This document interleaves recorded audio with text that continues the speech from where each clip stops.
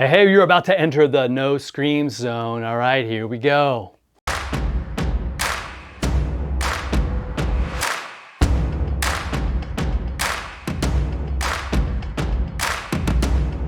I know what you're thinking, like, what do you mean no scream zone? All week I'm talking to dads, really talking to myself as a dad as well. That's important, you know that. I'm not here the expert telling you what's what. I'm just looking at the Word of God, seeing the word that God gives to fathers, and He's very specific and gives to fathers. In fact, today, let's just go right to Ephesians 6, verse 4. He says, "Fathers, don't provoke your children to anger, but bring them up in the discipline and instruction of the Lord." And we need to hear this, guys. I need to hear this, because here's the problem. I have these expectations that my kids are supposed to make my life easier. I know that stings, but I honestly, when I read that, that's what I get. I'm supposed to be instructing them and disciplining them according to the Lord, according to God's standards, teaching them His ways with His truth, wanting them to obey Him. See, but the rut we get stuck in is I somewhere along the way think it's about me having them obey me. Now again, I think, yeah, there's a point, there's a sense where my kids, every child should obey their parents. They really should. Clean your room? Yeah, they should clean their room. Eat your vegetables? Yeah, they should eat their vegetables.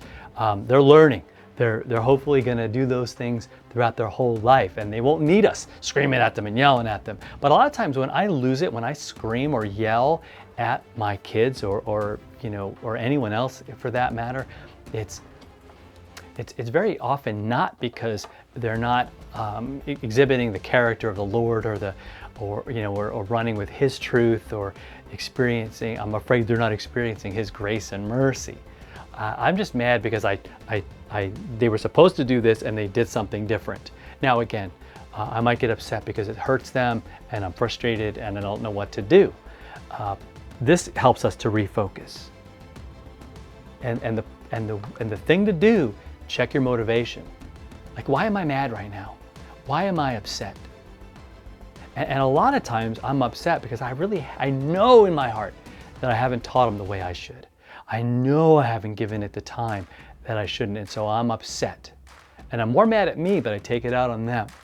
See, I want you to pray long and hard about that today. And not just today, but until the Lord changes something in your heart and something in your soul to where you go, okay, now it's going to be different. Now I'm going to take that time. I'm going to not just take that, but make that time. Fight for that time with them. Teaching them about Jesus, having those conversations that matter, and making sure that I don't provoke them to anger, to where I treat them so badly that they're mad at me. Now again, kids will get mad because they get, you're messing with their convenience, or you're going to do stuff they don't like. Okay, that's not what this passage is saying. The word provoke is there.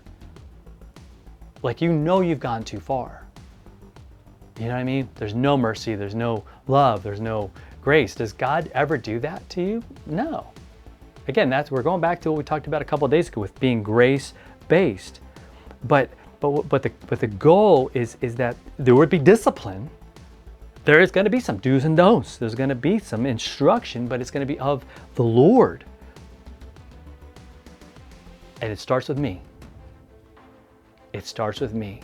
The minute I move into do as I say and not as I do mode, I'm in trouble and I'm way off base.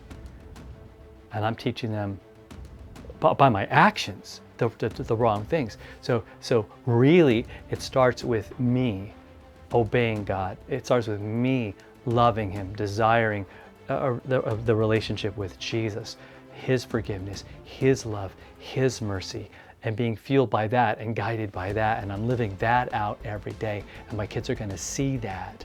And so what I do is I invite them in to check that out. I invite them in to see that.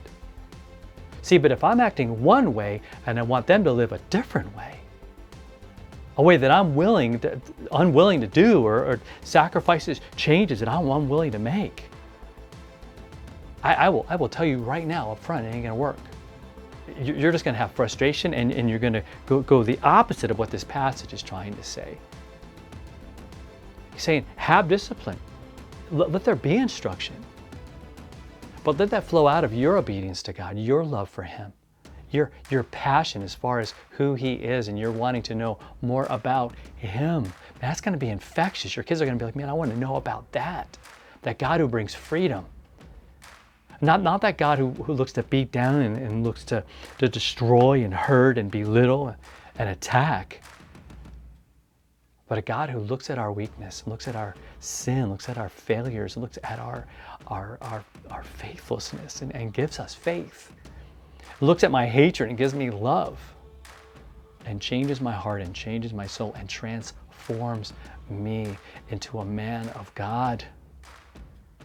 Because ultimately, I want my sons to be men of God. I want my daughter to be a woman of God. I want my wife to, and me and my wife to together live out life as people of God, as children of God.